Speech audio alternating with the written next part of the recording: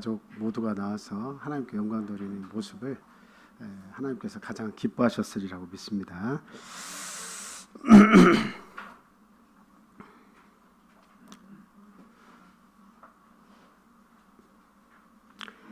예수 그리스도 이름으로 하나님 말씀 전하도록 하겠습니다.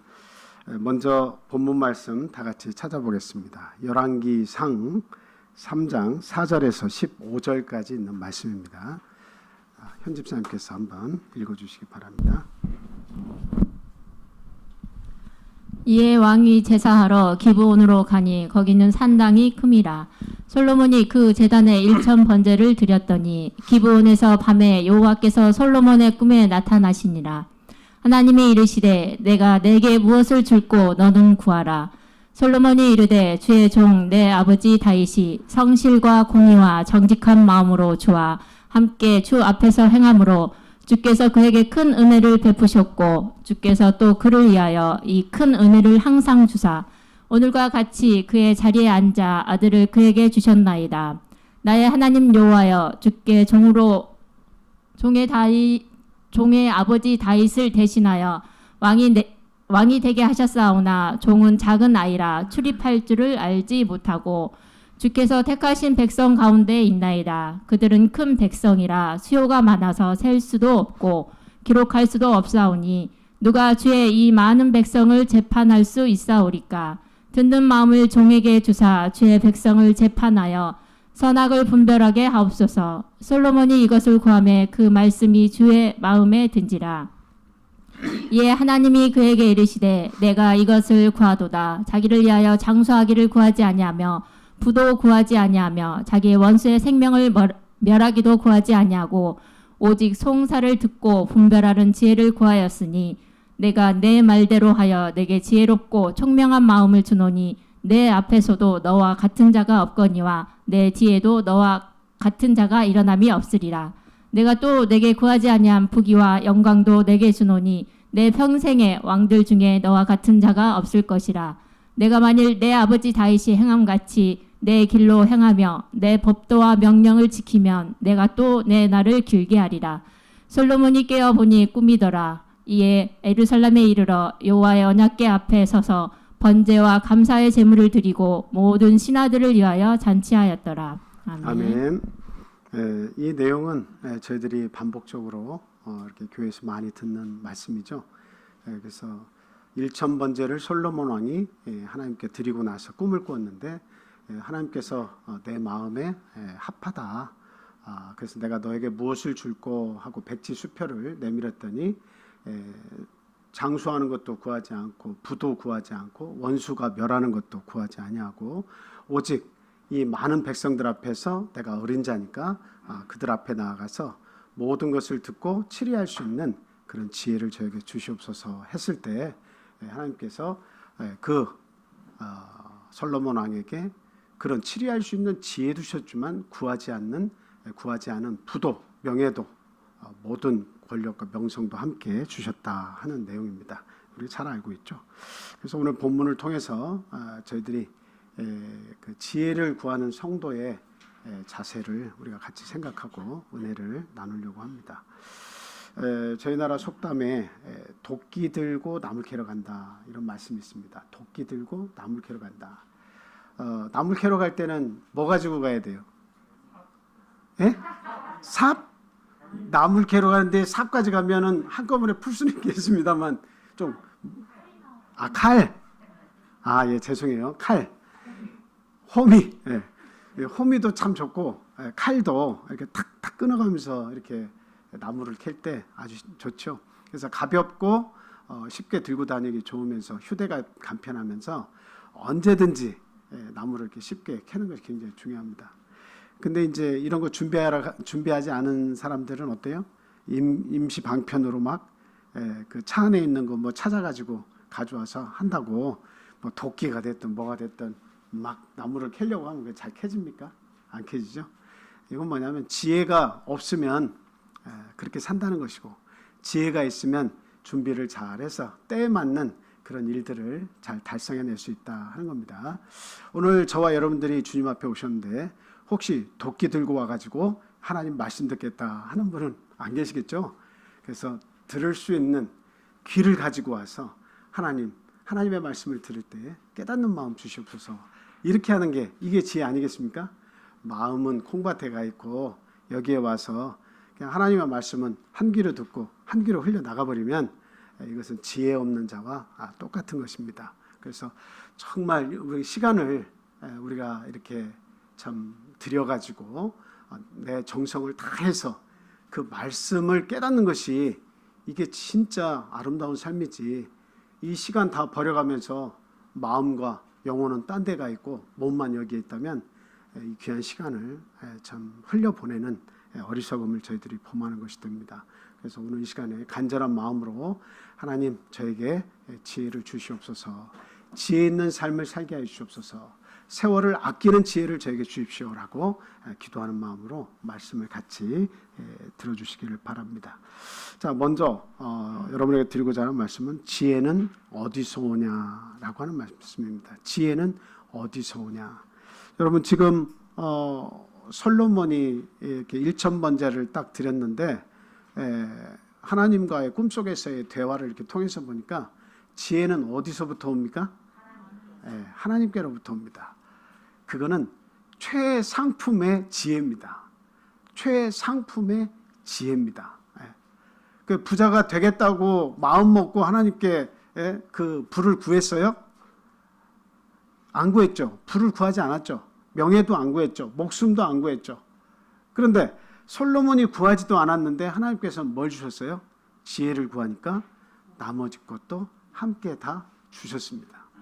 그래서 오늘날 저희가 이 땅에서 부자 되는 것이 내 삶의 목표라고 하나님 부를 저에게 주십시오 이렇게 구하는 것은 그것은 올바르지가 않습니다.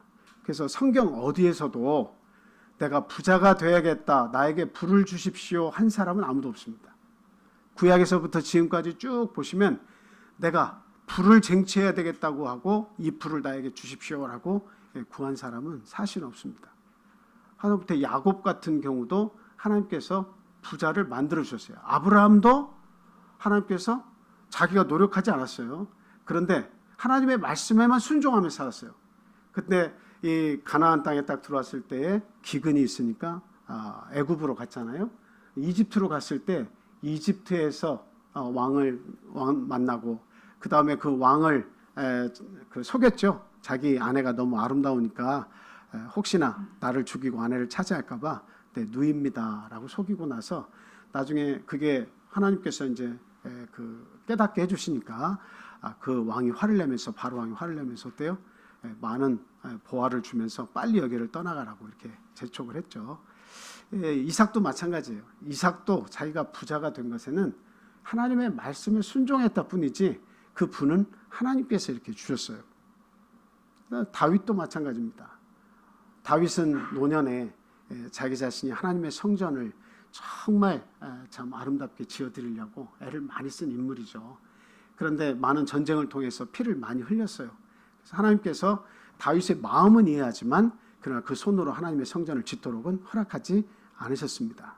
그래서 그 아들 때에 솔로몬 때 성전을 짓도록 허락을 하셨는데요.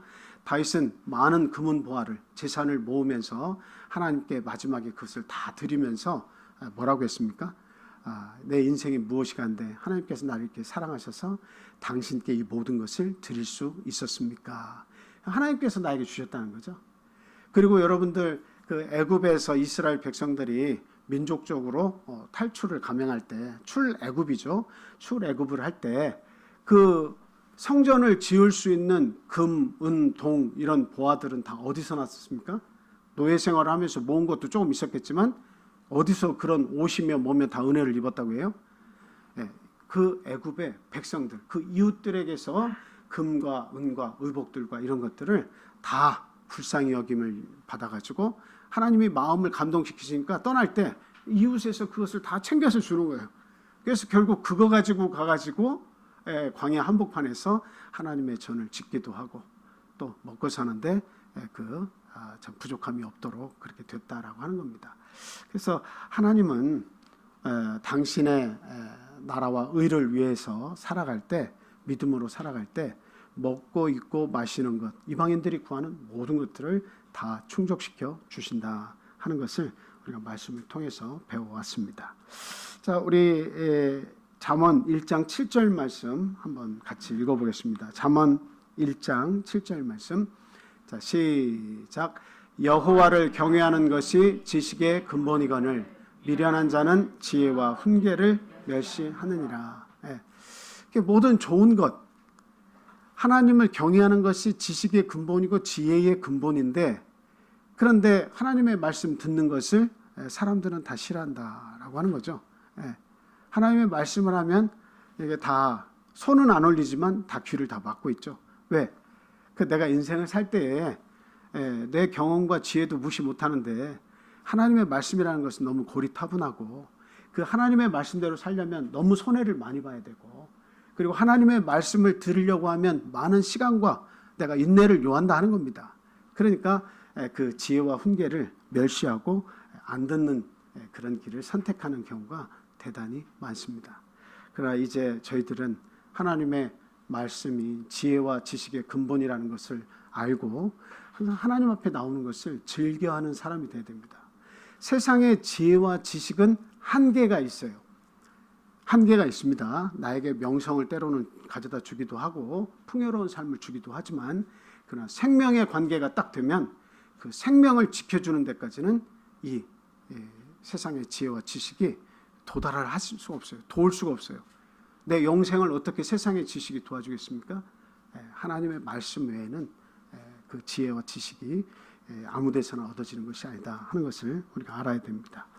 자, 그리고 또 이제 그 하나님께서 지으신 만물이 우리에게 많은 지혜와 깨달음을 주게 돼 있습니다. 하나님 그렇게 만들어 놓으셨어요. 자, 잠언 6장 6절에서 8절 말씀도 같이 읽겠습니다. 시작. 게으른 자여 개미에게로 가서 그가 하는 것을 보고 지혜를 얻으라. 개미는 두령도 없고 감독자도 없고 통치자도 없으되 먹을 것을 여름 동안에 예비하며 추수 때에 양식을 모으느니라. 그 개미들이 이렇게 하는 것을 보면 그냥 확성기를 대고 그 떼지어서 살잖아요. 확성기를 대고 누군가 나와서 어이 저기 외부에 침입자가 나타났으니까 어이 몇 명 나와서 대적을 하고 싸워. 그렇게 말 안 하죠. 그런데 일하다가도 병정개미들이 나타나가지고 그 침입자가 나타나거나 뭔가 어려운 일이 발생을 하면 그 병정개미들이 가서 싸우는 개미들이 막 싸웁니다. 참 신기해요. 누가 이렇게 명령을 내리고 마이크를 대고 확성기를 대고 말해주지도 않는데 자기들의 본분, 자기들이 맡은 직책에 따라서 일사불란하게 움직이면서 개미의 사회가 유지가 된다라고 하는 겁니다. 그래서 개미에게 가서 그가 하는 것을 보고 지혜를 얻으라. 거기에는 막 큰 왕이 있어서 통치하고 감독자가 있어가지고 이야기해 주는 것도 아닌데도 근데 먹을 것을 여름 동안에 이렇게 준비해놨다가 추수 때에 그 양식을 이렇게 모아서 예비한다. 이 얘기를 지금 성경 말씀을 해주고 있습니다. 그래서 하나님께서 지으신 만물을 통해서도 하나님의 말씀을 들을 수가 있다라고 하는 거죠. 지혜를 얻을 수가 있다라고 하는 거예요. 그래서 특히 고린도전서 15장에서 보면 부활에 관한 말씀이 나와 있는데요. 그 말씀을 보니까 이 세상에 많은 생명체들, 우리 식물들 보죠, 나무들, 그런 것들을 보면 부활에 관한 좋은 예가 된다라고 이야기를 하고 있습니다. 제가 항상 얘기를 하지만 저는 다른 과일로도 표현을 할 수가 있겠습니다만 수박도 뭐 참외도 여러 과일도 다 있습니다만 저는 그 놀라운 것이 다 놀라워요. 모든 과일과 식물들이 다 놀라워. 근데 그 빨리 계산하기 좋게 놀라운 것이 뭐냐? 벽시하고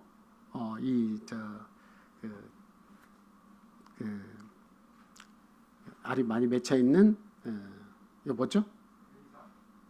벼이삭은 지금 첫 번째 얘기했고, 이 옥수수. 이게 큰일 났어요. 이게 다 아는데도 모양도 알고 한데도 단어가 이렇게 나오지가 않네요.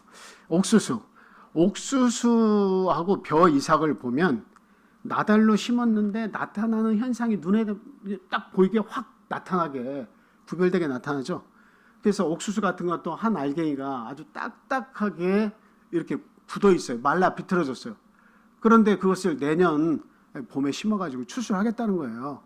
그래서 어렸을 때는 왜 저것을 딱딱하게 저렇게 말려가지고 심으려고 할까?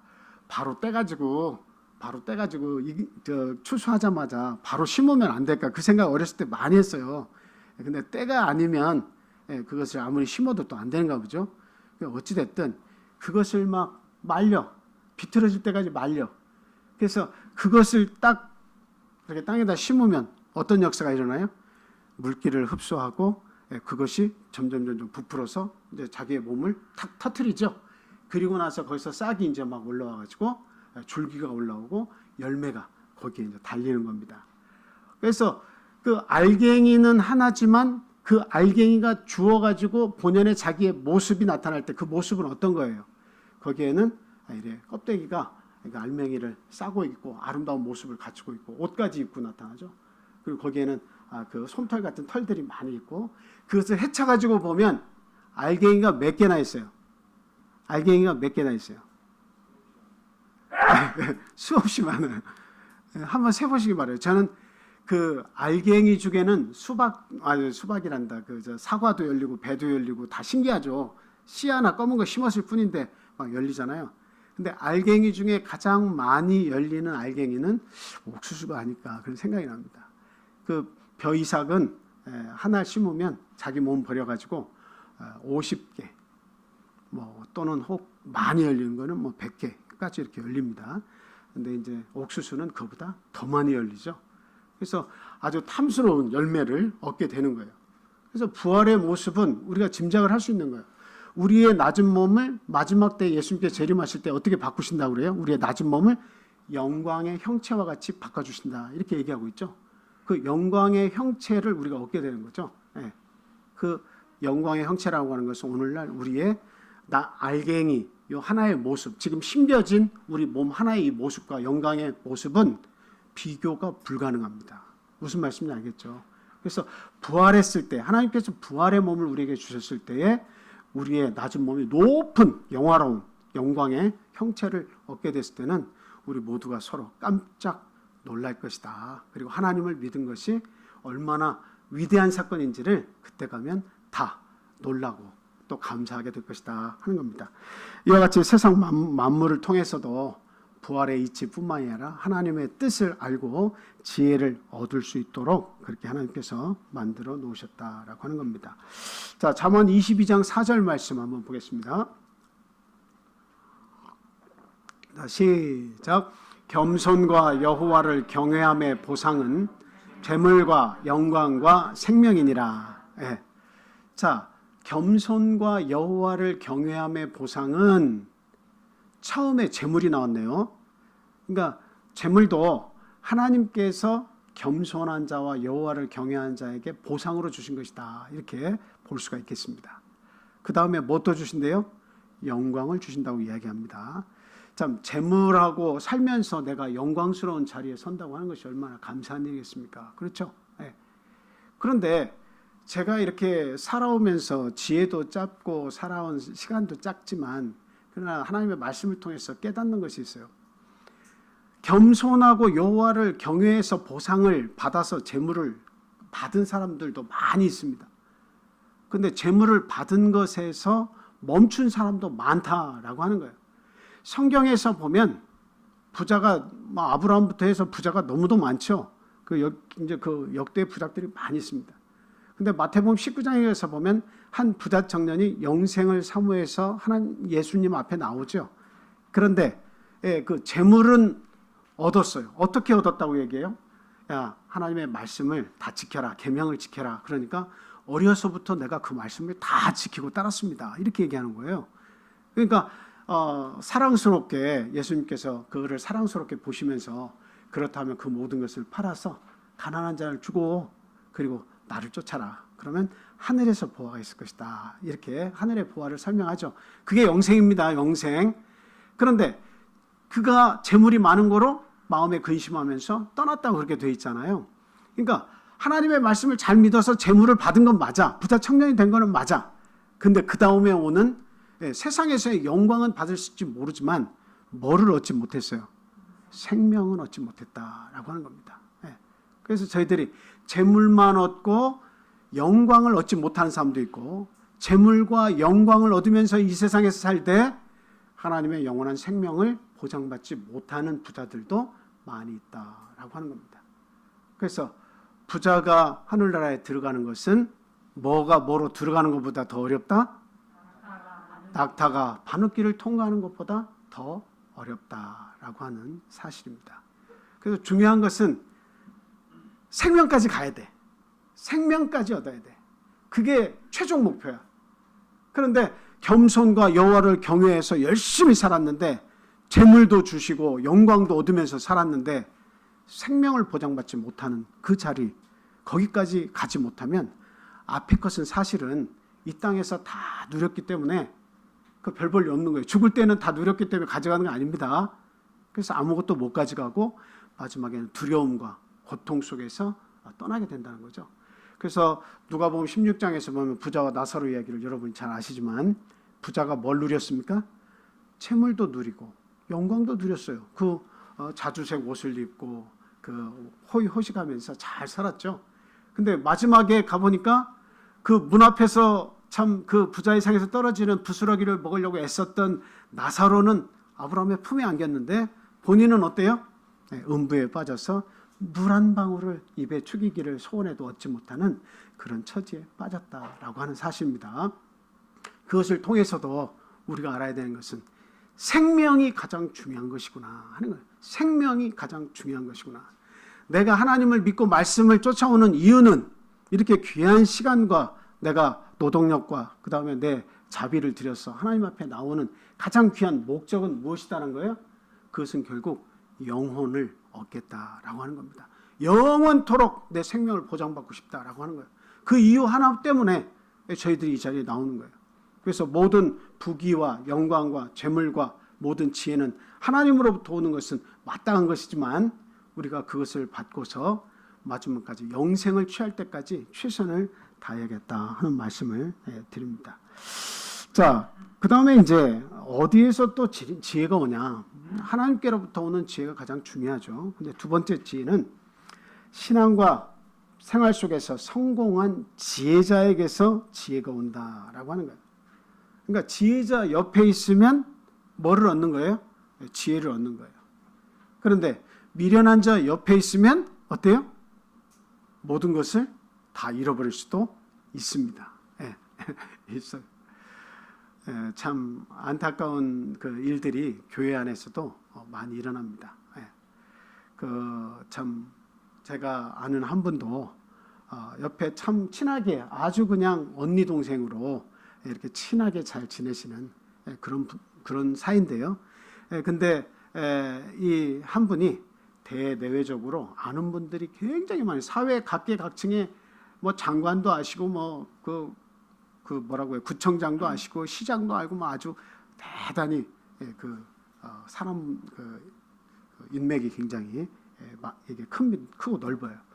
그런데 이제 그분이 이제 어떤 투자처가 있다고 해가지고 그분에게 이제 나에게 투자를 해라라고 해가지고 그냥 버는 족족 그 모든 것을 다 투자했습니다. 그러니까 여기 이 가정은 이렇게 남편이 이렇게 참 굉장히 좋은 서울 인류대학을 나와가지고 아주 그냥 돈을 한번 벌 때는 한 달에 뭐 한 30년 전에도 한 달에 뭐 5천만 원도 벌고 1억도 벌고, 30년 전부터 그 정도 벌었을 정도면 엄청난 거거든요. 근데 그렇게 해서 그분의 꿈이 뭐였냐? 호텔과 같은 큰 빌딩을 져서 내가 아는 부모님과 친지친적을 모시고, 집 없는 분들도 모시고 와서 그런 데서 한번 살고 싶다 하는 게 꿈이었어요. 그러니까 돈을 그만큼 모았습니다. 근데 그 모든 돈을 이렇게 다 그것을 그 투자처에다가 계속 버는 족족, 남편은 잘 모르셨대요. 마지막에는 다 나가가지고 참 뭔가 인생을 풍요롭게 노년을 또 준비할 수도 있었지만 그렇지 못한 그런 예를 저는 아주 가까이서 이렇게 봤습니다. 참 안타까운 그런 예죠. 그래도 신앙생활은 아주 그 모든 재물을 잃었어도 신앙생활 아주 열심히 하고 계셔서 너무나 다행스럽고 감사합니다. 그러나 어쨌든 그 옆에 누가 있느냐 하는 것이 굉장히 중요하다라고 하는, 그 옆에 누가 있느냐 하는 거예요. 그래서 지혜자를 옆에 친구로 두고 지혜자를 옆에 두고 살면 그 지혜를 얻을 수 있지만, 그러나 미련한 자를, 또 세상에 욕심 많은 자를 옆에다 두고 이렇게 살게 되면 믿음과 생명을 얻기보다는 이 세상에서 많은 것을 잃어버릴 수 있는 그런 우를 범할 수도 있다라고 하는 것이죠. 그래서 지혜자 곁에 머무는 것이 중요하다. 잠언 13장 14절입니다. 시작. 지혜 있는 자의 교훈은 생명의 샘이니 사망의 그물에서 벗어나게 하느니라. 네. 옆에 있는 친구 말 잘 들어가지고 구원 얻는 경우도 많이 있죠. 옆에 있는 친구 말 들어서 패망하는 경우도 있지만, 옆에 있는 사람 말을 잘 귀담아 들었다가 아주 그냥 횡재하는 경우도 있습니다.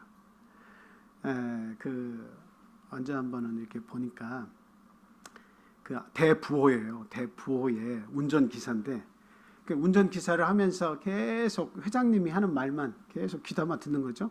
그 회장님은 그 기사에게 이야기하는 게 아니라 옆에 탄 지인에게 이야기를 해주는 겁니다. 이 자네 지금 이 시대가 이러이러하니까 이런 부분에 투자를 하는 것이 그 가장 부자가 되는 지름길이네. 한번 잘 생각해 보게. 이렇게 말을 한 번씩 탁탁 던지는 거예요. 근데 이 운전기사가 그 회장님이, 대부호인 회장님이 말씀하실 때마다 그때마다 그가 샀으면 좋겠다 하는 주식들을 조금씩 투자해서 사기 시작했어요. 처음엔 돈이 얼마 없으니까 조금씩 투자를 했어요. 근데 나이가 거의 20년 세월이 지나가지고 이제는 퇴직할 때가 다 됐습니다. 그래서 이 대부호인 이 회장님이, 아이고 나 따라다니면서 고생도 많이 했는데 내가 집 한 채로도 져줘야 되는데 원하는 것이 뭔가, 소원을 하나 내가 들어주겠네 라고 얘기했습니다. 그랬더니 이 기사가 하는 말이 뭔지 알겠습니까? 여러분 아시겠어요?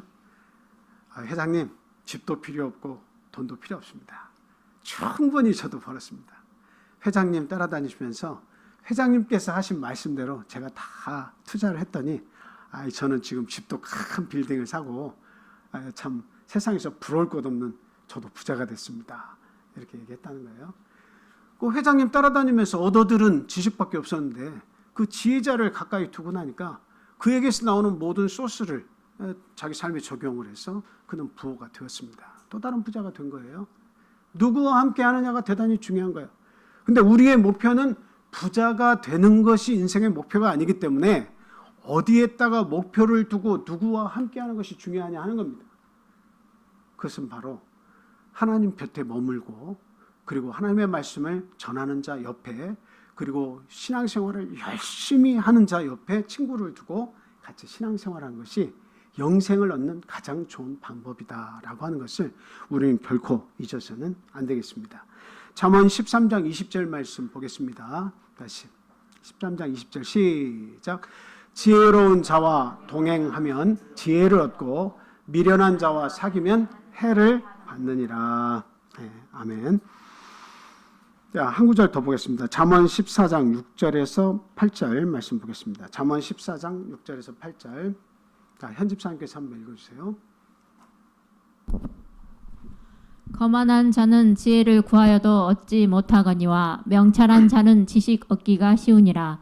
너는 미련한 자의 앞을 떠나라. 그 입술에 지식 있음을 보지 못함이니라. 슬기로운 자의 지혜는 자기의 길을 아는 것이라도 미련한 자의 어리석음은 속이는 것이니라. 아멘. 아멘. 네, 저희들이 그 하나님의 말씀을 사모하면서 이렇게 모여서 이렇게 생활하는데, 우리가 모이는 족족 내내 하나님의 말씀에는 관심이 없고 이 세상에 부자가 되는 방법만 서로 막 논하게 되면 그거는 지혜라고 볼 수가 없습니다. 물론 그 부자가 되는 것은 내가 가지고 있는 시간 동안 최선을 다해서 뭔가 열심히 일하면 하나님께서 이제 주시는 거잖아요. 그런데 우리가 이렇게 모여서 하나님의 말씀을 듣기 위해서 모였고, 그리고 평상시에도 내 마음속에 부자가 되겠다고 하는 그런 욕망을 크게 가지고 있으면 그 영생을 얻기가 상대적으로 굉장히 어렵습니다. 마음의 중심이 부요함이기 때문에 그 부요함을 채우기 위한 갈급함이 너무 커가지고 그 하나님의 말씀을 간직할 수가 없어요. 그러면 영생에 가까이 들어가기가 참 어렵습니다. 그래서 우리는 무엇보다도 그 세상에 너무 관여하고 세상 속에서 너무 지식만 추구하고 세상에서의 즐거움만 추구하는 그런 자보다는 하나님의 말씀을 가까이에서 그 영생을 끊임없이 옆에서 그 선물을 해주고 그 말씀을 들려줄 수 있는 그 사람들과 함께하는 것, 그것이 대단히 중요합니다. 그래서 믿는 자들의 교제가 대단히 중요하다 하는 것을 우리가 꼭 생각을 해야 되겠습니다. 그 다음에 이제 마지막 세 번째로, 이거는 죄송하지만 1번의 세 번째예요. 다 끝났구나 이렇게 생각하시면 안 돼요. 자, 세 번째는 자신의 실패와 성공의 경험에서 지혜를 얻는 자가 있습니다. 이건 뭐냐? 이 말은 뭐냐? 지혜를 얻긴 얻는데 세상의 지혜를 얻기도 하고, 그리고 세상에서 큰 실패를 봐서 내가 하나님께로 돌아가야 되겠구나 하는 것을 깨닫는 사람이 있다는 거예요. 근데 이러한 사람들, 하나님을 마지막에 깨우쳐서 돌아오면 너무 좋지만 이러한 사람들의 특징은 무엇이냐? 절대적으로 자기가 선택한 것에 경험을 얻기 전까지는 남의 말에 귀 기울이지 않습니다. 잘 안 듣는 거예요. 한마디로 내가 살아온 경험으로 충분하다고 생각하고 어떤 주변에 있는 지혜로운 자가 말을 해도 귀를 닫고 듣지 않습니다. 그건 뭐예요? 내가 선택하고 가는 삶이 이게 가장 지혜롭다고 여기는 거죠. 설령 그것이 실패할지라도 내가 감수하겠다라고 하면서 그 길을 억척스럽게 가는 거예요. 그게 참 안타까운 일인데, 그러나 그런 사람들은 지혜를 어떻게 얻어오만 해요? 하나님 말씀으로도 지혜를 못 얻고, 지혜로운 자가 옆에 있어도 지혜를 못 얻고, 무엇을 통해서만 얻어요? 자기의 실패의 경험을 통해서만 그 지혜를 얻는다라고 하는 겁니다. 그래서 성경은 잠언에서 뭐라고 얘기하고 있어요? 어리석은 자를 곡물과 함께 절구해 놓고 공의로 찌을지라도 그 미련함이 벗어진대요, 벗어지지 않는데요? 그런 사람은 벗어지지 않는데요. 오히려 지혜자가 그에게 지혜와 지식을 빌려주고 그에게 좋은 이야기를 해줄지라도 그거를 듣고 그 사람을 어떻게 한대요? 오히려 미워하고 증오한다 이겁니다. 왜 나에게 그런 이야기를 해주냐는 거죠. 나도 충분히 내 뜻대로 살 수 있고 내 경험을 의지하고 성공할 수 있는데 굳이 나에게 왜 당신이 더 많은 지혜자라고 생각하면서 그런 이야기를 하느냐 하는 겁니다. 자, 지금 제가 말씀을 드렸지만 구절로 확인하겠습니다. 잠언 27장 27절 보겠습니다.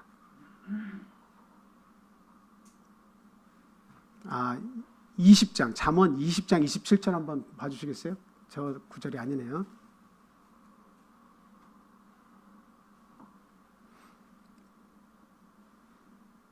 네, 안 찾으셔도 됩니다. 만약에 어려우면 지금 제가 말씀드린 내용이에요. 네, 그냥 죄송해요. 저 구절이 잠언 20장도 아니네요. 제가 찾으려고 했던 구절이 잠언서에 있는 20장 20 그 어간에 있는 말씀인데 지금 제가 드린 말씀이에요. 그 어리석은 자는 그 곡물과 함께 그 절구에 넣어서 공의로 찌을지라도 그 미련함이 벗어지지 않는다. 그런 말씀입니다. 자, 이렇게 그 지혜자의 말에 귀를 기울이지 않고 자신의 실패의 경험을 통해서만 지혜를 얻는 그런 삶을 저희들이 살아서는 안 되겠다 하는 겁니다. 자, 그 다음에 이제 그 지혜는 어디서부터 오는가라는 것을 세 가지로 말씀드렸죠. 하나님께로부터도 오고, 하나님의 말씀을 따라서 사는 지혜로운 신앙자에게서 지혜가 오고, 그 다음에 자기의 경험을 통해서도 지혜가 온다. 이렇게 말씀을 드렸습니다. 자, 근데 이제 크게 두 번째로는 왜 지혜를 우리가 구해야 되느냐 하는 겁니다. 자, 왜 지혜를 구해야 되냐? 시대가 악하기 때문입니다. 시대가 악하기 때문에 지혜를 구해야 돼요. 대부분의 그 사람들을 보면 그 마음 속에 뭐가 함께 살죠? 늑대도 살고 양도 삽니다. 그걸 선과 악이라고 하죠. 그래서 저나 여러분들이나 하나님을 믿는다고 선택을 하고 말씀을 듣지만 여전히 저희 마음 속에도 뭐가 있어요? 늑대와 양이 있어요. 제가 한번 질문 드리겠습니다. 여러분 마음속에는 늑대가 더 큽니까? 양이 더 큽니까? 양이 더 커요? 아멘, 감사합니다. 그런데 갑자기 숨어있던 늑대가 크게 나타날 때도 많이 있죠. 네, 그것을 보고 깜짝 놀라면서 믿는 사람 맞아? 그리고 속으로 내가 믿는 사람 맞는가? 하고 깜짝 놀랄 때도 있습니다. 그래서 사람은 다 뭐를 쓰고 산다는 거예요? 가면을 쓰고 산다. 털가면을 쓰고 사는 거죠. 가면을 쓰고 산다라고 하는 거예요.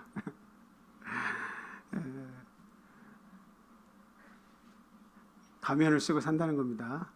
자, 그래서 믿는 사람이지만 저희 안에도 늑대가 있고 양이 있어요. 근데 누가 승리한다고 제가 말씀을 누누이 강조하죠? 내가 뭐를 주는 쪽? 먹이를 주는 쪽이 항상 승리한다. 양에게 먹이를 주면 내 마음속에서 양이 승리하고 내 속에 있는 늑대에다가 얘다 이거 먹어라. 야, 부자가 될 수 있는 거 이렇게 계속 줄 테니까 그냥 부자가 끝까지 되라. 막 공급하고 지혜도 얻어다가 먹히고 지식도 얻어다 먹히고 그러면 그냥 내 마음이 부해져서 부자가 된 것처럼 그것만 쫓으면서 사는 거예요. 그럼 늑대가 막 커지는 거죠. 인정사정 볼 것 없이 사랑을 짓밟으면서까지도 이제는 막 세상에서 성공하려고 애를 쓰는 거예요. 늑대가 커지는 겁니다. 믿는 자도 예외가 아니에요. 우리가 예수님 덕분에 우리가 그 은혜 아래에서 사는 것이지 예수님이 안 계신다면 우리도 세상 사람들과 비교해서 다 똑같아. 우리 은혜 아래에 있기 때문에 감사한 거예요. 그리고 우리가 힘써서 먹이를 양에게 주려고 하니까 그나마 우리가 양의 크기가 좀 커진다 뿐이에요. 그런데 우리들이 신앙생활을 열심히 해가지고 세상에는 욕망을 다 십자가에 못 받고 내 안에 사는 것은 예수 그리스도니 하면서 예수님을 열심히 믿어가지고 내 양을 키워놨어. 그래서 우리는 양처럼 됐어. 내가 쓰고 있는 가면과 내 속에 있는 마음이 일치가 돼서 가면을 벗어도 될 정도로 우리가 신앙생활을 잘해서 양이 됐어요. 그러면 세상에 나가서 살면 그냥 되는 거예요? 아니면 안 되는 거예요? 안 되는 거예요. 네. 세상에는 뭐가 득실거려? 늑대가 득실거려. 이리가 득실거려. 네. 세상에 많은 사람은 이용하려고 하는 사람만 나타나고 양처럼 순한 사람만 나타나면 무조건 패대기를 쳐가지고 정신을 아주 그냥 혼란스럽게 만들어서 빼갈 거는 다 빼간다 이 말이에요. 믿는 자들이 표적의 대상입니다. 그래서 예수님께서 그 제자들을 세상에 내보내면서 전도하라고 보내면서 뭐라고 얘기하셨습니까? 이리들 가운데 내가 이 양들을 이리들 가운데 보낸 것 같다 이렇게 얘기했어요. 그러면서 뒤에 하시는 말씀이 뭐예요? 뭐같이? 뱀같이 지혜롭고 그 다음 뭐예요? 비둘기같이 순결하라 이렇게 얘기를 하신 거예요. 당부하신 거예요. 뱀같이 지혜로워야 된다. 비둘기같이 순결해야 된다. 깨끗함을 가져야 된다. 그래야만 너희들의 신앙을 유지하고 상대들, 이 늑대들에게 잡아먹히지 않는다. 이리들에게 잡아먹히지 않는다라고 하는 거예요. 그냥 내가 양이 되는 것도 중요하지만 그 양이 되었을 때 지혜를 구하지 못하면, 지혜를 얻지 못하면 이 세상 가운데서 먹이가 될 수밖에 없는 거예요. 그러면서 다 이리 치이고 저리 치여서 나중에는 내가 예수님 잘 믿었건만 결과적으로 나에게 돌아온 것은 아무것도 없다고, 내가 예수 믿어도 소용없다고 하면서 예수님을 떠나버릴 수도 있는 거예요. 그게 지혜가 없기 때문이다라고 하는 거예요. 마태복음 10장 16절 말씀, 마태복음 10장 16절 말씀 같이 읽겠습니다. 시작. 보라, 내가 너희를 보냄이 양을 이리 가운데로 보냄과 같도다. 그러므로 너희는 뱀같이 지혜롭고 비둘기같이 순결하라. 신앙인들의 최고의 그 양이 되었을 때 최고로 중요하게 생각해야 되는 게 지혜를 구하고 그리고 말씀 안에서 순결을 지킬 수 있도록 노력을 해야 됩니다. 깨끗한 양심을 지키려고 애를 써야 돼요. 언제 어느 시라도 잠깐 빈틈을 타서 우리 마음속에 이게 세상에 그런 지혜와 지식이 들어오면 어떻습니까? 그냥 마음 바뀌는 건 한순간이에요. 처음에는 잘 믿어야겠다 하고 아주 고귀하고 순결한 그 믿음을 간직했다가도 어느 순간 세상의 마음이 살짝 들어와가지고 나를 간지럽히면 내가 언제 그랬냐는 듯이 그거 악수하면서 그래 이번 한 번은 내가 너와 함께 할게 하면서 세상과 타협을 하는 거예요. 그게 언제 그렇게 될지 아무도 모르는 거예요. 그러므로 하나님으로부터는 지혜를 구해야 한다. 이 지혜가 없으면 그렇게 되는 겁니다. 자, 우리 야고보서 3장에 있는 말씀 한번 찾아보겠습니다. 야고보서 3장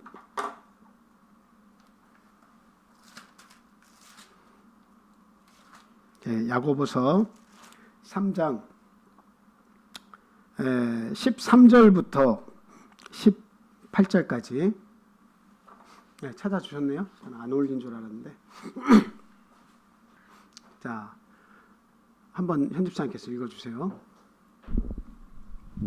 너희 중에 지혜와 총명이 있는 자가 누구냐? 그는 선행으로 말미암아 지혜의 온유함으로 그 행함을 보일지니라. 그러나 너희 마음속에 독한 시기와 다툼이 있으면 자랑하지 말라. 진리를 거슬러 거짓말하지 말라.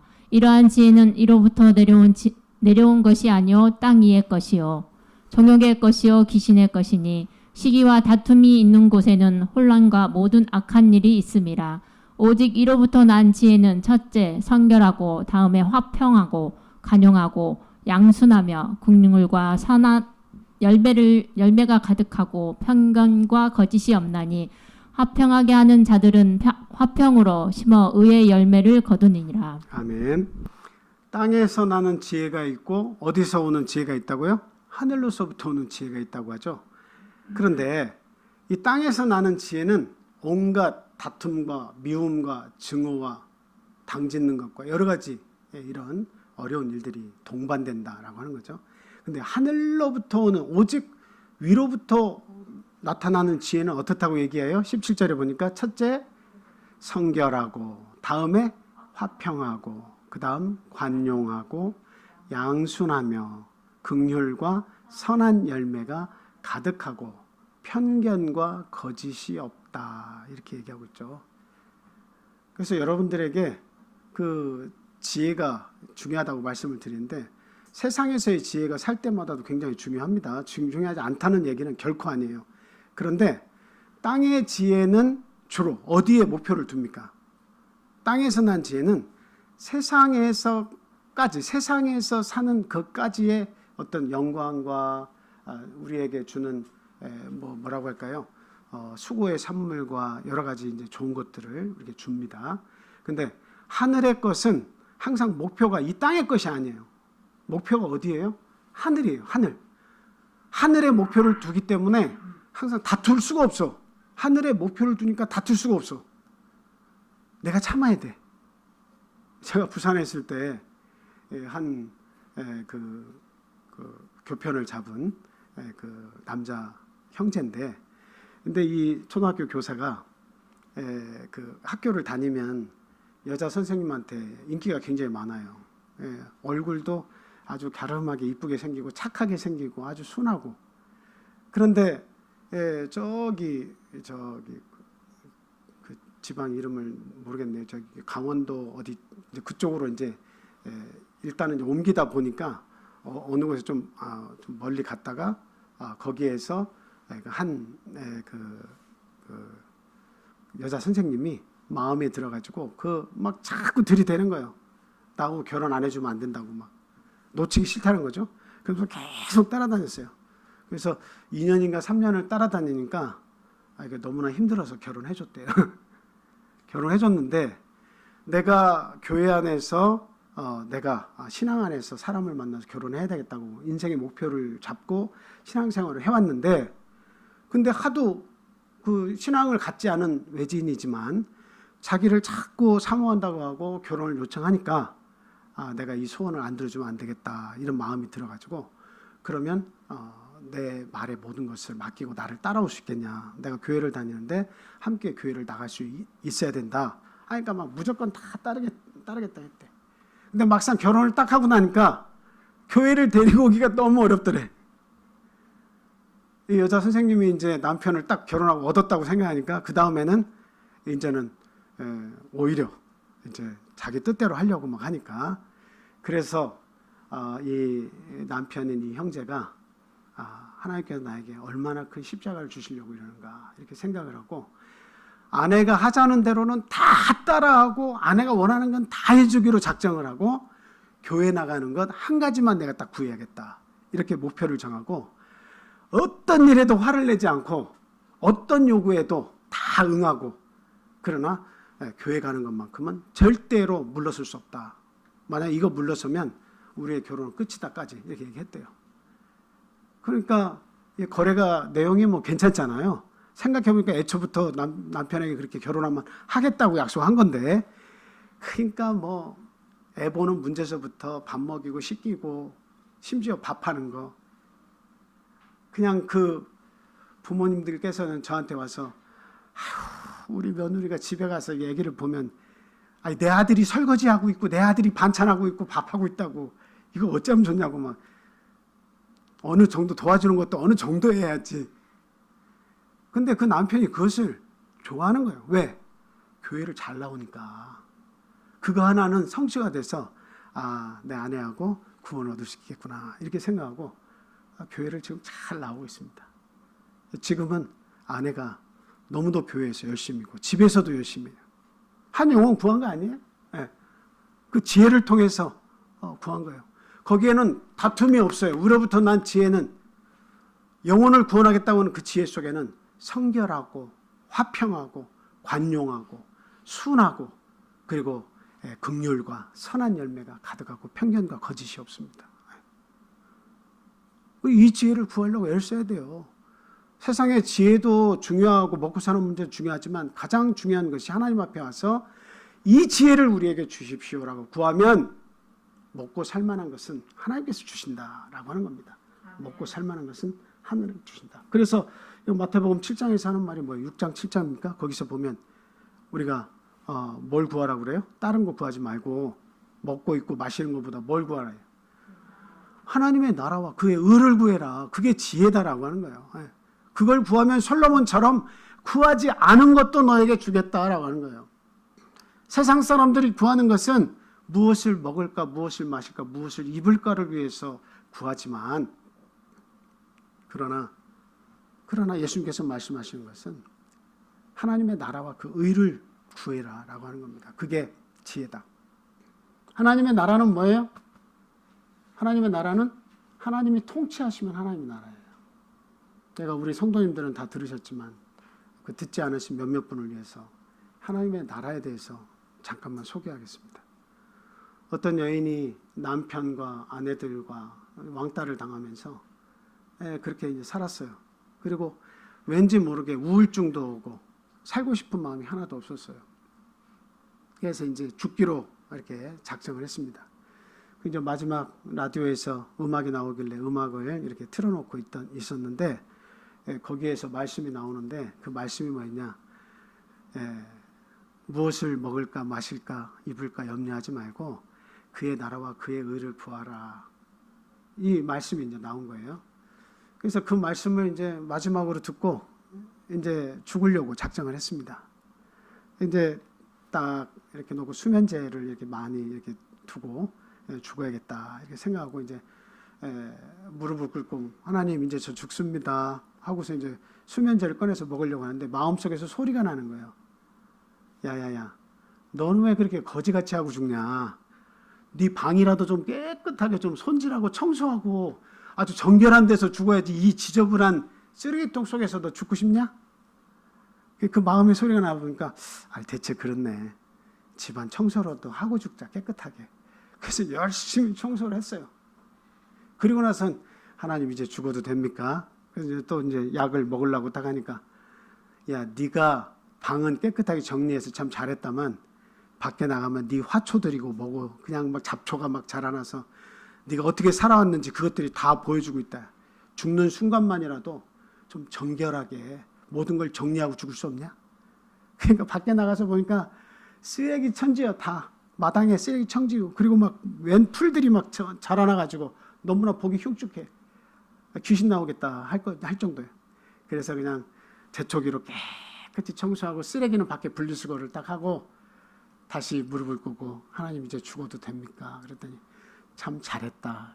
이제 죽어도 될 것 같은데 너의 남편과 너의 자식들에게 마지막 네가 정성을 다한 음식을 한번 해주고 죽는 게 그게 좀 바람직할 것 같다. 그랬더니 대체 말씀이 그런 것 같아요. 그래가지고 그날은 뭐 불고기며 뭐며, 제가 전에 우리 태주 형제님 그리고 또 우리 저기 전도 대장자지만 우리 김종욱 자매님 댁에 갔더니 상다리가 휘도록 막 이렇게 나오잖아요.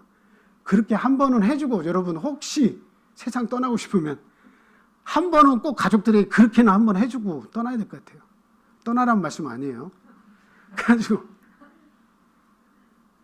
그래가지고 그것을 이렇게 좀 상다리 휘어지게 준비를 해놨더니 남편이 막 칭찬을 하면서 나 이런 음식 처음 먹어보네. 어떻게 이 음식을 이렇게 잘하는가. 자녀들도 엄마 최고를 연발하면서 그냥 없던 그 남편의 애교가 나타나면서 막 뽀뽀도 해주고 너무 사랑스럽다고, 앞으로 한 달에 한 번은 이렇게 좀 먹었으면 좋겠다고. 그러면서 하는 말이, 어디 먼데 떠나? 왜 어디 가는 사람처럼 이래? 하면서 맛있게 먹고 칭찬을 하고 다 각자 방으로 들어가는 거예요. 마음이 약간 설레이기도 하면서, 이런 칭찬을 받아본 것도 처음인데 그러나 죽기로 마음 먹었으니 죽어야겠다 이렇게 생각을 하고, 이제 하나님 이제는 다 끝났네요. 죽겠습니다. 그랬더니 잘했다. 근데 너희 어머니 아버지가 이 사실 알고 있냐?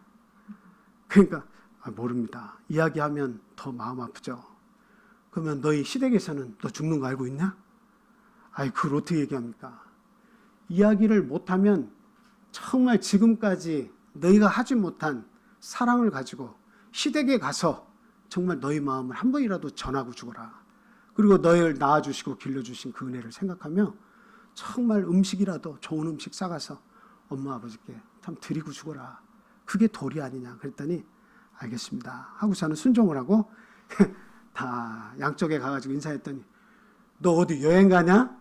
어디 멀리 떠나가냐? 하면서 안 하던 일을 이렇게 하니까 참 그러긴 한데 너무 고맙다 하면서 시댁에서 칭찬하면서 막 용돈을 100만 원씩 줘가면서 네 먹고 싶은 거 사 먹고 애들하고 같이 어디 여행 가면 맛있는 거라도 사 먹으라 하면서 용돈을 막 이렇게 주시고, 부모님들도 너무 사랑스럽다고 막 그렇게 하는 거예요. 그러니까 왠지 막 신이 나지만 그래도 자신이 우울증을 앓고 있고 이게 그렇게 오래 갈 것이라고 생각을 안 하니까 죽기로 이제 마음 먹었어요. 그때 이제 마지막에 가가지고 죽기로 마음을 먹었는데, 네 이웃들에게 너 한번 정성이라도 쏟아봤냐? 이사 왔다고 떡이라도 한번 돌려봤냐? 왜 옆에 있는 그 많은 이웃들을 그렇게 너하고 그냥 원수 맺는 것처럼 이렇게 살았냐? 가서 떡을 하든 뭐를 하든 마지막으로 한번 은혜를 베풀고 죽어라.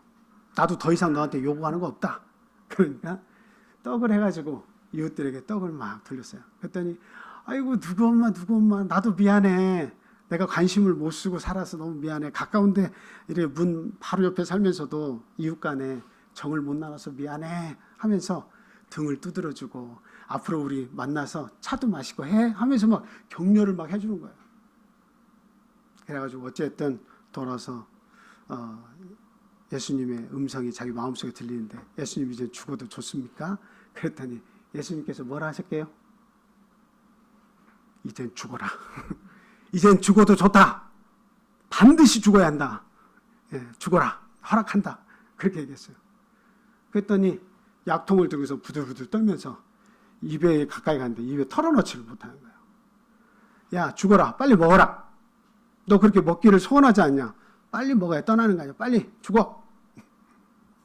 그러니까 이 여인이 이렇게 얘기했습니다. 죽기가 싫어요. 갑자기 죽기가 싫어졌습니다. 근데 그 이유가 뭐죠? 하고 예수님께 마음속에 나타난 예수님께 물었어요. 그 이유가 뭐죠? 뭐라고 했다고요? 우리 들으신 분들.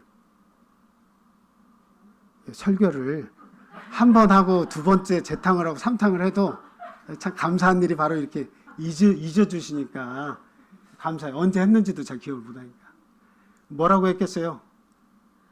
예수님께서 네가 내 통치를 따랐느니라 이렇게 얘기했어요. 네가 나의 통치를 따랐다. 나에게 순종하고 살았다는 거예요. 그 짧은 시간 동안에, 며칠 동안에.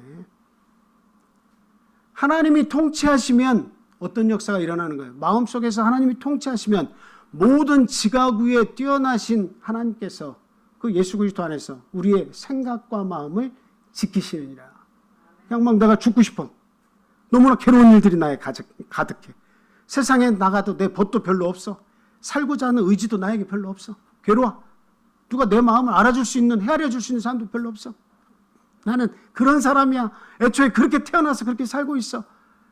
그런데 그런 사람일지라도 누구의 통치를 받으면 조물주, 하나님의 통치, 우리의 영혼의 아버지인 하나님의 통치를 받으면 어떻다는 겁니까?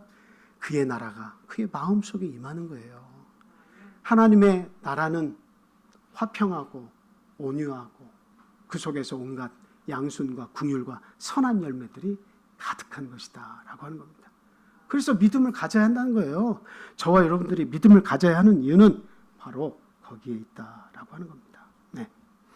자, 이렇게 지혜를 이렇게 우리가 구하면서 이렇게 뱀과 같이 또 비둘기 같이 이렇게 순결한 지혜를 가지고 가야만 이 시대가 악한 데서 그 악한 시대의 사람들에게 먹잇감이 되지 않는다. 우리의 신앙을 지킬 수 있으면서 우리 이방인들의 하나님 믿지 않는 자들의 영혼까지도 우리가 구할 수가 있는 것이다 하는 겁니다. 자, 이게 이제 진짜 이 두 번째가 진짜 마지막입니다. 이건 뭐냐? 왜 우리가 이 그 지혜를 얻어야 되느냐? 두 번째 말씀은 선한 영향력을 행사하기 위해서입니다. 하나님을 믿는 사람은 선한 영향력을 행사할 줄 알아야 된다라고 하는 겁니다. 예. 여러분 성경에서 이게 쭉 보면 선한 영향력을 우리가 볼 때에 가장 크게 행사했다 이렇게 느낄 수 있는 사람이 한 인물이 있어요. 누굴까요? 예? 예? 아니 좀 양을 크게 생각해봐. 예수님 빼고 1번 아브라함, 2번 이삭, 3번 야곱, 4번 요셉. 뭐 뒤에도 많이 있습니다만. 요셉이요. 어떻게 요셉이 선한 영향력을 끼쳤대요? 예, 요셉이 총리가 돼가지고 얼마나 큰 영향력을 끼쳤느냐. 자기가 11번째 아들이야. 12아들 중에. 근데 11번째 아들이 마치 누구처럼 장자가 하지 못하는 일을 했어요. 그 가족들을 다 먹여 살렸어요. 애굽으로 가나안에서는 흉년이 들어가지고 못 사니까 애굽으로 다 초청해가지고 먹여 살리면서 75명을 가족을 데리고 와서 애굽에서 먹여 살렸어요. 그래가지고 이 75명이 점점점 커가지고 민족을 이뤘어요. 이게 히브리 민족입니다. 이스라엘의 민족이에요. 그 민족이 애굽에서 탈출할 때 장정만 우리 25세에서 50세에 가까운 그 장정만 수가 몇 명이었다고요? 60만 3,550명이었어요. 그러면 곱하기 아들, 딸, 부인, 할아버지, 아니 어머니, 아버지, 뭐 손자 다 하면 8도 곱해도 되지만 4만 곱해보자 하는 말이에요. 200만에서 300만 가까운 사람들을 하나님께로 인도하는, 키워가지고 아주 그 인큐베이터에서 잘 키워가지고 그 하나님께로 인도하는, 가나안 땅으로 인도하는 그런 그 아주 기본적인 일을 누가 했느냐? 요셉이 했습니다. 요셉이 했어요. 그래서 제가 이 요셉을 보면 물론 아브라함도 그렇고 다 그렇지만 선한 열매가 가득한 사람이에요. 그 애굽 사람들에게도 그 양식을 나눠줘가지고 7년 흉년 때에 양식을 나눠줘가지고 어떻게 했습니까? 그 모든 땅 문서들을 누구에게 가지고 갔어요? 바로 왕에게 다 줬어요. 그래서 지방의 호족 세력들, 힘을 비축할 수 있어서 왕을 대적할 위험이 있는 사람들의 힘을 다 빼버렸어요. 그래서 못 먹고 못 사니까 막 다 사야지. 그래서 그 씨를 또 뿌릴 것도 나눠주고 해가지고 이상하게 집문서는 잃어버리면서 그 총리를 어떻게 해요? 총리를 막 사모해. 자기 집안 문서를 갖다 주고 총리를 막 사모해. 힘을 기르려고 하는 게 아니라. 이게 참 지혜롭죠? 그래서 나라를 부강하게 만들었어요. 그래서 요셉의 아버지 야곱이 죽을 때에 며칠 동안 이 애굽 사람들이 곡을 했다고 그랬대요. 있어요? 성경에는 40일 동안 곡을 했다고 그래요. 야곱과 애굽의 백성들은 관련이 있어요, 없어요? 누구 때문에 곡한 거예요? 요셉 총리를 너무 사랑하니까, 요셉의 지혜가 출중하니까, 그 총리가 마음 아플 걸 생각하니까 40일 동안 옆에서 아이고 해준 거예요. 그럴 정도로 요셉이 지혜로웠다라고 하는 겁니다. 그러려고 하면 여러분, 선한 영향력을 크게 끼치려고 하면 이 세상에서도 성공을 하면 좋습니다. 성공을 하는 게 능사는 아니지만 성공을 하면 그 믿음, 좋은 믿음을 가져서 그 바늘길, 낙타가 바늘길을 통과하는 것보다 더 어려운 부자가 돼서 하나님의 사랑을 받으면 이 선한 영향력을 얼마든지 세상과 우리 믿는 자들을 위해서 영향력을 끼칠 수가 있는 겁니다. 그래서 우리가 때로는 하나님이 주시는 불을 감사함으로 받고 그것을 이용할 수 있어야 되겠다는 거예요. 굉장히 중요하죠. 근데 거꾸로 아까 말씀드렸던 부자와 나사로 이야기할 때 누가복음 16장에서는 나사로를 보면 나사로는 구원 얻었어요? 못 얻었어요? 아브라함이 품에 안겼다고 보니까 죽어서 아브라함 품에 안긴 건 구원 얻었다는 이야기죠. 근데 나사로는 선한 영향력을 끼칠 기회가 많이 있었어요? 없었어요? 잘은 모르지만 성경에 나타나는 그 내용만 보고는 가난한 나사로는 자기의 구원에 초점이 맞춰져 있지 누군가에게 내가 선한 영향력을 끼칠 준비가 되어 있지 않았어요. 그래서 자기 구원은 아주 힘껏 얻었습니다. 그 어려운 상황에서도 자기의 구원을 얻었어요. 그러나 선한 영향력을 끼치기에는 역부족이었다라고 하는 거예요. 세상의 부자도 하나님이 내시고 가난한 자도 하나님이 내십니다. 근데 우리 모두가 다 부자가 될 수는 없어요. 이 세상에 영광을 얻을 수는 없어요.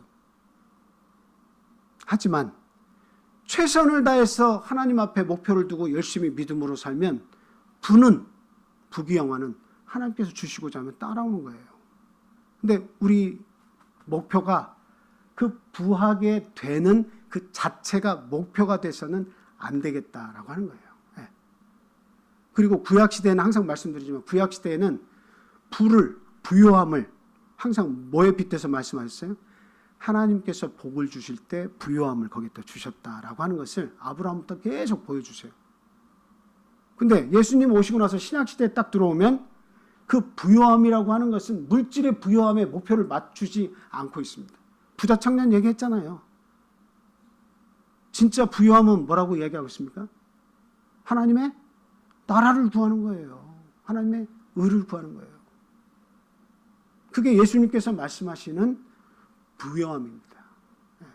그 가난한 자의 그 과부의 두 랩돈을 보시면서 새우깡 한 2개, 3개 살 정도의 돈을 넣을 때 예수님께서 이는 구차한 중에 자기의 재산 전부를 넣었느니라 이렇게 얘기하고 있어요. 그게 부요하다는 이야기예요. 부요하다는 이야기입니다. 그래서 잠언에 보면 아굴의 잠언이 있죠. 아굴이 뭐라고 얘기해요? 부요하게도 마옵시고 가난하게도 마옵시고. 부요하면 내가 하나님을 모른다 할까 염려가 되고, 너무 부하면 하나님 없이도 충분히 살 수 있으니까. 근데 너무 가난하면 하나님을 욕되게 할까 봐 그냥 있는 것으로 만족하면서 살게 해주십시오라고 얘기했잖아요. 바울 사도도 안분지족하는 삶을 이야기했죠. 그래서 오늘날 저와 여러분들은 내가 가진 재능과 모든 것을 통해서 선한 영향력을 발휘할 수 있어야 돼요. 그래서 우리가 나는 재산이 없고 가난하니까 일반 서민인데 내가 하나님 믿는다고 해서 어떤 선한 영향력을 내가 행할 수 있을까? 여러분 걱정하지 마세요. 여러분의 가정에, 여러분의 자녀나 여러분의 남편이 됐든 아내가 됐든 여러분의 부모님이 됐든 여러분의 이웃이 됐든 얼마든지 여러분의 선한 영향력을 행사할 수가 있습니다. 그냥 막 100명, 200명 먹을 것을 공급해야만 그게 사회에서 아이고 참 대단한데 이렇게 선한 영향을 끼치는 게 아니에요. 한 영혼을 구원하는데 선한 영향을 행하면 온 천하보다 귀한 영혼이라고 한 영혼을 하나님께서 얘기하셨어요. 적어도 돼지 2,000마리 한 미치광이를 무덤가에 사는 미치광이를 살리기 위해서 그 군대 귀신을 돼지 2,000마리에 몰아넣어가지고 물에 몰살시켜버린 예수님이에요. 돼지 2,000마리보다 한 사람들이 쫓아낸 그 미치광이가 그 영혼이 더 귀하다는 거예요. 예수님. 그래서 내 가족을 구원하는데 우리가 최선을 다해야 됩니다. 내 이웃을 구원하는데 최선을 다해야 됩니다. 자, 마지막 말씀 연달아서 읽고 이렇게 마치겠습니다. 잠언 23장 4절에서 5절. 시작. 부자가 되기에 애쓰지 말고 내 사사로운 지혜를 버릴지어다. 내가 어찌 허무한 것에 주목하겠느냐.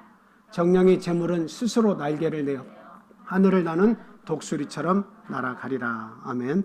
디모데전서 6장 17절에서 19절입니다. 자, 시작. 내가 이 세대에서 부한 자들을 명하여 마음을 높이지 말고 성함이 없는 재물에 소망을 두지 말고 오직 우리에게 모든 것을 후히 주사 누리게 하시는 하나님께 두며 선을 행하고 선한 사업을 많이 하고 나누어 주기를 좋아하며 너그러운 자가 되게 하라. 이것이 장래에 자기를 위하여 좋은 터를 쌓아 참된 생명을 취하는 것이니라. 아멘. 예. 자, 마지막 한 구절입니다. 디모데전서 6장 9절. 시작. 부하려 하는 자들은 시험과 올무와 여러 가지 어리석고 해로운 욕심에 떨어지나니 곧 사람으로 파멸과 멸망에 빠지게 하는 것이라. 예. 야고보서 5장 1절에서 3절 내용도 보면 부유한 자들에 대한 경고의 말씀이 있습니다. 네가 말세에 재물을 쌓았다. 재물을 쌓은 게 뭐가 줍니까? 이렇게 우리가 할 수 있잖아요. 근데 재물은 쌓았는데 뭘 못해요? 영생을 위해서 또 선한 사업을 위해서 일을 하지 못하고 재물만 쌓은 거야. 재물만 쌓은 거야. 누가복음 12장에서 그 부자같이 내 영혼아 이제는 소출이 많으니까 창고를 하나 더 짓고 거기에다 가득 채워서 내 노년에 풍요롭게 살자 하면서 배를 두드리면서 살려고 하는데 오늘 밤 내가 내 영혼을 취한다 치자. 그 모든 것이 누구의 것이 되겠느냐. 우리는 이 말씀을 기억해야 되겠습니다. 그래서 무엇보다도 지혜는 하늘로부터 온다고 하는 것. 그리고 지혜의 특징을 우리가 알아야 된다는 것.